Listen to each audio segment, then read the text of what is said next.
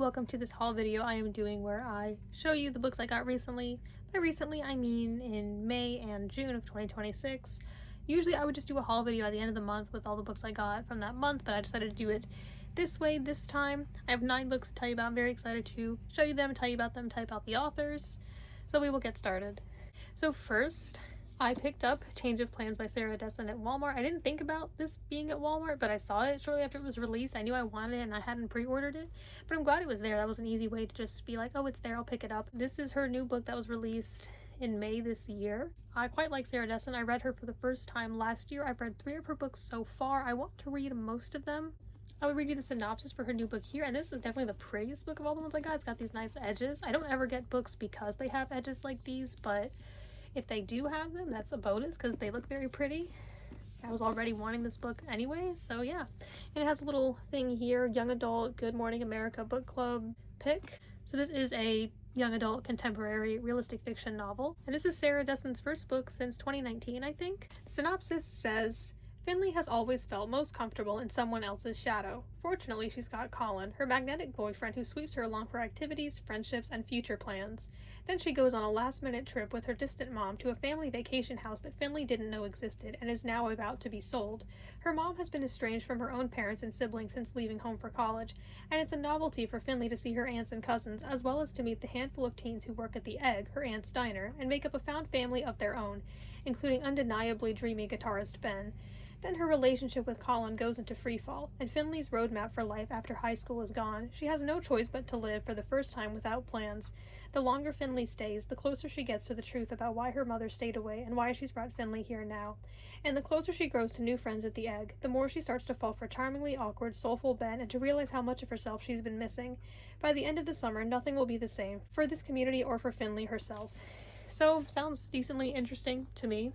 I mostly have faith in this book because of what I've read from this author so far. I just generally love young adult or middle grade contemporary / realistic fiction. I find it interesting and entertaining. I like hearing about real subjects, the real world, and how people deal with those things. I do think the premise sounds a little interesting, where she had these ideas for things and then didn't go as planned, so she's got to work that out. That does sound interesting. I can kind of understand that. So yeah, I look forward to reading this someday. Also recently from a thrift store, I picked up the middle grade graphic novel Drama by Raina Telgemeier. I had a friend recently tell me about this book and how much it means to her, and then just a few days later I saw it at the thrift store. I'd heard of this book before, it's pretty popular, but I'd never read it. When I saw it at a local thrift store, I decided to just pick it up. So this is the only book of all these that I've actually, well no, one of them I have already read, I just got my own copy, we'll get to that. But this is the only book of all these that I hadn't read before getting it, that I've read. I've already done my review of it, you've possibly already seen it. If you have watched it, thank you. But yeah, I mean, since it was a graphic novel, it didn't take very long to read. But I will still read you the synopsis and read you the author bio. The way I do these author bios in these haul videos is typically I'll read it if it's an author I've never read before. And I did look at the one for Sarah Dessen just in case there was anything good in there, but it was kind of just an ad, honestly, just talking about like some of the books she's written, and her latest novel before that one is available in paperback now, and some of the maybe awards she's gotten or something, which is good. It's not a terrible author bio, I'm just saying. The synopsis for Drama says, well, above that it says, Raina Telgemeier once again brings us a funny and charming exploration of friendship, crushes, and all-around drama. And then the synopsis says, places everyone, Callie loves theater. And while she would totally try out for her middle school's production of Moon Over Mississippi, she can't really sing.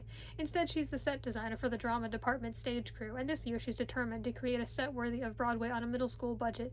But how can she when she doesn't know much about carpentry, ticket sales are down, and the crew members are having trouble working together, not to mention the onstage and offstage drama that occurs once the actors are chosen, and when 2 cute brothers enter the picture, things get even crazier. I'll read you the author bio. I always enjoy reading the synopsis and author bios in these videos. About the author, Raina Telgemeier grew up in San Francisco, then moved to New York City, where she earned an illustration degree at the School of Visual Arts. Oh yeah, her books are not only written by her, but also illustrated by her, so that's always cool when someone does that, like Alice Oseman, for example. Her most recent title, Smile, a critically acclaimed graphic memoir based on her childhood, was a New York Times bestseller and winner of the Will Eisner Award for Best Publication for Teens, and received a Boston Globe Horn Book Honor. Yeah, Smile, you can see on the back here, is another very popular book of hers. Again, one I've seen but never read, but since my library has it and it's pretty popular, and a graphic novel. I think I will read it soon. Raina also adapted and illustrated the Babysitter's Club graphic novels, which were selected for YALSA's Great Graphic Novels for Teens list and Booklist's Top 10 Graphic Novels for Youth list. Raina lives in Astoria, New York with her husband and fellow comics artist Dave Roman. To learn more about Raina, visit her online at www.goraina.com. So I read this and I thought it was decent. I mean, I liked it. It was a cute story. I liked some things about it. I didn't absolutely love it, but I would give it like a 3.5 stars. Next, I recently got Extra Focus, The Quick Start Guide to Adult ADHD by Jessie J. Anderson. I listened to an audiobook of this on Hoopla 2 years ago, back when I could still have Hoopla with my county. I know a lot of counties have been dropping it because of costs.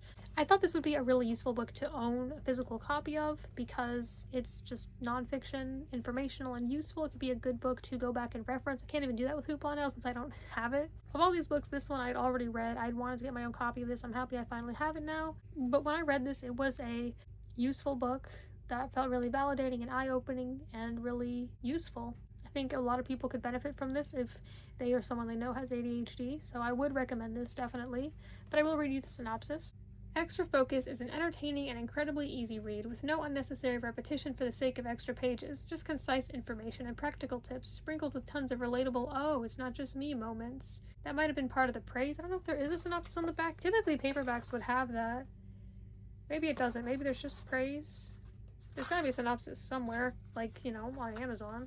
I mean, that could have just been it. There's, yeah, mostly just praise about it, but, I mean, yeah, it's kind of straightforward. It's an author who has ADHD talking about the condition and the way it's named and how it works and his own experiences and some advice for it, so I found it pretty useful. Well, there isn't about the author section, so I will read you that. About the author, Jessie J. Anderson currently lives in Puyallup, Washington, never heard of that city before, with his wife and 3 children. He wears multiple hats as a writer, speaker, coach, ADHD advocate, and maker of things. Diagnosed at 36, Jessie writes about his insights and experiences living with ADHD in the weekly newsletter Extra Focus, extrafocus.com, helping countless readers navigate their own ADHD journeys or better understand their loved ones. He is known for his humorous, relatable, and insightful posts about ADHD under the handle @ADHDJessie, and has been featured in publications including Today and HuffPost. He is still trying to reach his potential, but writing this book is a good start. If you find his driver's license in this book, please return it. Next is Secret Machines Gods by Tom DeLonge and Peter Levenda, the first book in the Secret Machines nonfiction trilogy. There's also the fiction trilogy. This is the first in the nonfiction. So yeah, the nonfiction Secret Machine series is considered Gods, Man, and War. This is the first book, Gods, and the subtitle says, An Official Secret Machines Investigation of the UFO Phenomenon. I don't know if that's a subtitle or just information, basically, but yeah, I will read you the synopsis. From award-winning author and producer Tom DeLonge with renowned research author Peter Levenda, Secret Machines Gods will take you on an eye-opening journey that transcends speculation and is based on unprecedented access to officials at the highest levels of government, military, and industrial agencies who have provided insights and assistance never before experienced by any researchers in this controversial field. Gods takes us beyond speculation to certain knowledge of what exactly lies at the heart of the most important phenomenon ever to confront human understanding. Includes a foreword by renowned scientist and author Dr. Jacques Vallée. Secret Machines Gods is Volume 1 of Gods, Man, and War, the companion investigation series to the best-selling thriller Secret Machines Chasing Shadows by DeLonge and New York Times best-selling author A.J. Hartley. The whole is truly greater than the sum of its parts. Read together, the thriller series and the investigation series show what cannot be revealed with one approach alone. So yeah, I'm open to reading this, learning more about the subject, seeing what the authors have to say about it. I've already talked quite a bit about Tom DeLonge on the channel, which is why I'm reading this. I mean, because I just want to consume everything he's made ever. But I will read the author bio for Peter Levenda. It says Peter Levenda has an MA in Religious Studies and Asian Studies from FIU and speaks a variety of languages, some of them dead. He has appeared in numerous television programs for the History Channel, the Discovery Channel, National Geographic, and TNT. He has interviewed Nazis, Klansmen, occultists, CIA officers, and Islamic terrorists in the course of his research, and has visited Chinese prisons and military bases, the Palestine Liberation Organization, the former KGB headquarters, some Russian word I don't know how to pronounce, but I'll try, Dzhirzinski Square in Moscow, and once was celebrated with a state dinner in Beijing. So yeah, on my way to getting all the Tom DeLonge / To the Stars books, and eventually reading them, and now I am happy to start collecting the nonfiction Secret Machine series. And I really like how They basically look like the fiction series. Like they've got the same like color scheme and design. I think it looks really nice. I love like this space look. Like it's kind of simple, but I think it looks really nice. So yeah, I feel that this does intimidate me a little bit. It might be kind of hard to understand, but I'm open to it. I look forward to getting to it eventually. Then the other two The Stars book I recently got, Cathedrals of Glass, Valkyrie's Wakes by A.J. Hartley. This is the second book in the Cathedrals of Glass trilogy. Last year I read the first book, A Planet of Blood and Ice. I'll show you it. I thought this was pretty good. I do look forward to reading the continuation of it. I'll probably enjoyed this one a lot as well. I don't think I will read the synopsis because it is the sequel, and so like if you haven't read this, and I think you most likely should, then this could sort of be spoilers for it. But I will go ahead and read you the author bio for A.J. Hartley anyway, even though I've read from him before, just so you can learn more about it. If it was like a really popular author, I wouldn't do that, but so that more people can learn about him, I will read it. But before I do, I will say a little of what the series is about. It's basically a young adult science fiction series. We've got a good mix of both fiction and nonfiction in this haul, and this is about a group of teenagers in like this dystopian future world who are supposed to be sent to a certain either moon or planet. I get them confused. Like, I know the difference, but like in the book, it's like ones that I don't think exist. Or maybe they do, but they're not in our solar system. Anyway, and they were supposed to be sent there for like a re-education camp facility thing, but they ended up crashing somewhere else and they gotta learn to survive, and there's like mysterious things going on. It's kind of creepy and suspenseful and thrilling, and it was really interesting seeing the characters interact because in their world, like I said, it's like this dystopian place where they don't really interact face to face a whole lot. A lot of things are digital, and so it's very different for them, very uncomfortable, and I thought it was an interesting story, an interesting premise with good ideas. Some kind of scary because like I can kind of see things becoming like that, but yeah, I do think it's a very interesting series. I am very excited to read more of it. And now to tell you more about A.J. Hartley. It says A.J. Hartley is an international best-selling novelist whose work includes archaeological thrillers, the Darwin Arkwright children's series, the Will Hawthorne fantasy adventures, novels based on Macbeth and Hamlet, and most recently his young adult series Steeplejack. He is also the Robinson Distinguished Professor of Shakespeare at UNC Charlotte. His website is www.ajhartley.net. So I'm very excited to see what he has cooked up in this book. Then there was another book by A.J. Hartley, Hideki Smith and the Omokade. I think that's how it's pronounced, or something adjacent to that. This is the second book in his Hideki Smith series. I don't know if it's a trilogy. I know it's going to have at least 3 books. I know he's currently working on the 3rd book. The first book I have still yet to read, but I hope to get to it this year, or at least someday.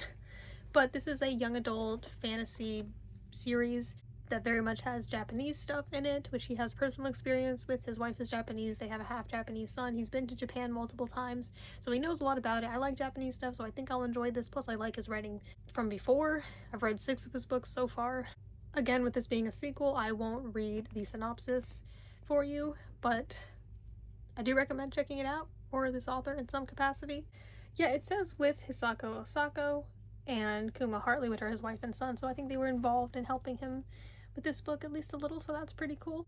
Yeah, I look forward to getting to this. I think it'll be nice. And now I have the second book there and ready for whenever I do read the first book, which will be very useful if I really enjoy it and then just want to get into the second one right away. It'll be right there. That's how it was for me with Secret Machines. I am glad that I was able to get to the second book right away because that was really interesting and I wanted to keep reading it. Next is Friendship Skills for Neurodivergent Adults, a guide for the anxious, uniquely wired, and easily distracted by Carolyn McGuire. She is a social coach for neurodivergent people who I follow on social media, and when she announced this book, it sounded pretty useful to me because my friendships are very important to me and I like to improve on them how I can, and so I think this will be insightful for me. So I'll read you the synopsis and the author bio because I really don't know much about the author. I follow her, but I follow a lot of pages, so her page I don't know super well, but videos of hers I have watched, I've found them interesting and useful. Simple, practical, science-based advice to help neurodivergent adults find the belonging and support they seek from lifelong friendships. There is an assumption that good, worthwhile friendship should come easy. However, for neurodivergent adults, friendship can be hard. There are brain-based reasons why friendship can feel less automatic, from differences in the brain areas that coordinate social planning and emotional regulation to variations in self-regulation itself. Neurodiverse people often experience connection in ways that are simply different, not deficient. They don't need another friendship guide, but rather a way to reinvent their friendship neurodivergent style. And that's where social emotional learning expert Carolyn McGuire comes in. In Friendship Skills for Neurodivergent Adults, McGuire offers a guide to navigate these differences, sharing the exact scripts, tips, and strategies she uses with her clients, workshop attendees, and trainees to foster deep connection. The accessible and actionable steps in this book will help you learn how to cope with friendship anxiety, develop your social GPS, understand neurodivergent communication, recognize the common neurodivergent friendship dilemmas, maintain the friendships you've longed for. By the end of this book, you'll feel less alone and have the tools to understand the unique way neurodiverse individuals can cultivate and sustain long-lasting friendships. So yeah, I really look forward to getting to this. If I had to guess, I'd say I might get to it this year. Sounds very useful for me. I'd love to learn more about this. I feel like I've already learned a decent amount about this subject, but I'd love to hear what she has to say and learn more and hopefully become an even better friend. The author bio says Caroline McGuire is an in-demand expert in social emotional learning and a sought-after keynote speaker with more than 200 speaking engagements at organizations and schools each year, including Learning Disabilities Association of America and the American Speech Language Hearing Association. As a neurodivergent person with ADHD, dyslexia, and learning disabilities, she's also been a featured TEDx speaker and keynote presenter at the International Conference on ADHD. She lives in Massachusetts. Her website is CarolineMcGuireAuthor.com, and her Instagram handle is @AuthorCarolineM. So it sounds like she can kind of understand and relate to these things from the inside, so that's useful when I know that who I'm reading from actually has experience with it herself and hasn't just studied it. Next is Love Shots by Travis M. Riddle. This is one of my favorite authors' newest book. This is a standalone adult horror novel. He actually designed this cover all himself, which I think is a pretty cool feat. This book was just released this year in June, so pretty recently. And it's been, I don't know if it's been like his most popular book yet, but pretty close to it, if not. I know it's gotten a lot of reviews compared to his previous books, and it seems to be doing really well. A lot of people are talking about it online. It's not like extremely popular yet, but I mean, I know a lot of people are talking about it and reviewing it and saying good things about it, so I look forward to it. The synopsis says, they're dying for a chance at love. America's #1 dating show, Love Shots, gathers young, sexy singles in a tropical villa to compete in cheeky challenges, find love, and win a huge cash prize. With no small amount of drama, things go off script when a recently ejected competitor reappears in the villa, but she isn't the girl the cast remembers. Something is deeply, horribly wrong with her, and she's not the only danger lurking in paradise. These 20-year-old influencers must fight to survive against a security team they believed was there to protect them, an onslaught of terror they can barely comprehend, and producers who have a decidedly sinister finale in mind, all while desperately trying to escape an isolated island. But what chance did they have when hundreds of cameras are aimed at them, watching their every move? So I want to read this book because I want to read anything that this author writes. He is one of those authors I feel that way about. But it also does sound interesting to me. This is quite inspired by Love Island, which I've never watched and have no plans to watch, but I know the author's quite a fan of it, and I have heard some people say that reading this feels like watching the show. He even used the show's title's font for the title, so that was cool. I think this will probably be pretty interesting and entertaining, if not a little gross and disturbing as his books can be, but in an intriguing way, for me anyway. May not be for everyone, but if this sounds like something up your alley, I would totally recommend supporting this small indie author. The last book I want to tell you about today is What I Want to Talk About, How Autistic Special Interests Shape a Life by Pete Warmby, who is another autistic creator I follow online. I've found some of his posts informational and relatable.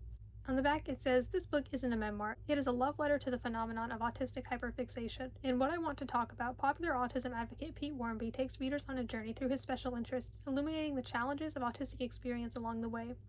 Funny, revealing, celebratory, and powerful in equal measure, this is a book that will resonate with many, and which should be required reading for anyone who wants to understand autism with more accuracy and empathy. Right under that, there is an author bio that says, Pete Warmby trained as an English teacher and now works as a writer, speaker, and autism advocate. Pete was diagnosed autistic as an adult, and he is focused on increasing awareness and understanding of the condition. He has spoken nationally, including at the National Autistic Society Professional Conference, and lives in the UK. I think this sounds like it'll be interesting to me. I think that special interests are my favorite aspect of autism to talk about, and I'd love to hear his perspective on this and what he has to say, probably about his own interests as well. And yeah, I'm just excited to read about this and maybe can help other people understand this subject better, and I think this will be fun and enjoyable to read. Thank you for listening to me talk about these books. I'm excited to read them sometime. Maybe some of them sound interesting to you. Maybe now you have a book or two or more to add to your TBR. Maybe some of them sounded interesting. I know there's quite a variety with them for a lot of different ages, a lot of different subjects. I mean, there's kind of a theme with some of them with like the neurodivergence mental health category, but I do have, certain topics and authors I like a lot, but I am quite excited to get to this variety of books, and thank you for watching. One more thing. If I ever have hardcovers in a haul video, I like to show the naked hardbacks, and I have 2 hardcover books here, so I will go and show you those. Let's see what it looks like for Friendship Skills for Neurodivergent Adults. I like looking at these. I like seeing the colors. Sometimes they're really pretty, or they got extra designs and stuff on them. Looks like this one's pretty much just white. Oh, I like that white and orange. It kind of goes well together. Not my favorite color combination, but it looks decent. Now this one's got really nice, pretty edges, so maybe the hardcover will look really nice as well. Okay, it's just these blues, this gold lettering on the spine. I don't really love these colors, but it looks nice to me. I do like this blue a lot more than this blue. I typically like lighter shades more than darker shades, but when it comes to black, my favorite color, I like it being as dark as it can be. But anyway, yeah, there are those.